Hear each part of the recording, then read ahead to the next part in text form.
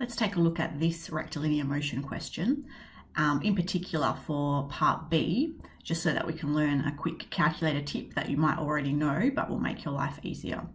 Okay, if we take a look at part A, we want the value of t when the body is next at rest. So that means the next time the velocity is 0, so when it's not moving. And then after that, we want the displacement at this time. Now we've been given the acceleration, so to find the velocity first, we need to anti-differentiate the acceleration.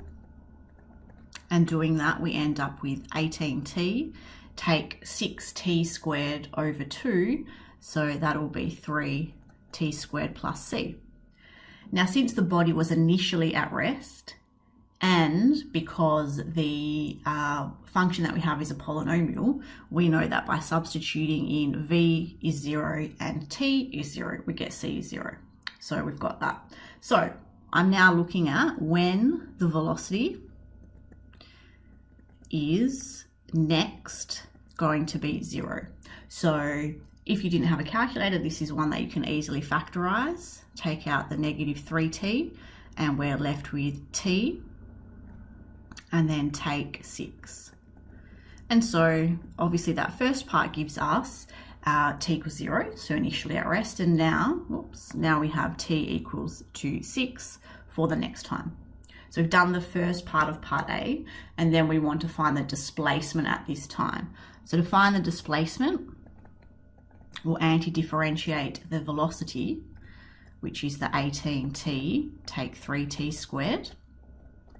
That gives us 18t squared on 2, so 9t squared. Take 3t cubed on 3, so take t cubed plus c.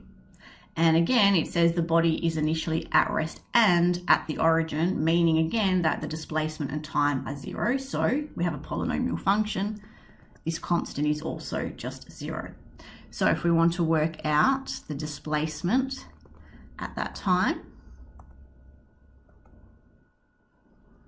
just bring up the calculator, a little bit slow there.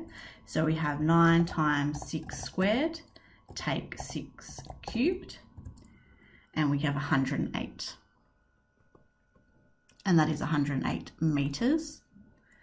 And this should have been time is seconds.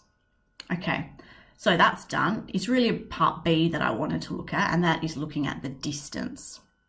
When we want to look at a distance that a body moves, and for now this won't make a lot of sense because we haven't actually looked at area under a curve yet, which is coming up as an application of anti-differentiation, but there's a bit of a calculator shortcut.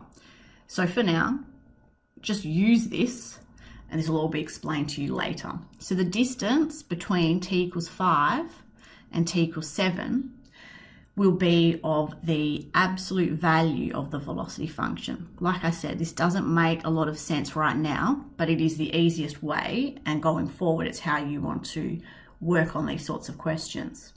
So we have our integral between 5 and 7. We use the absolute value and we type in our velocity. So the 18, I'm just going to use x, take 3x squared, and then dx. And we get a distance of 18 meters. Why that works and how that works, I'll show you when we get up to the next chapter.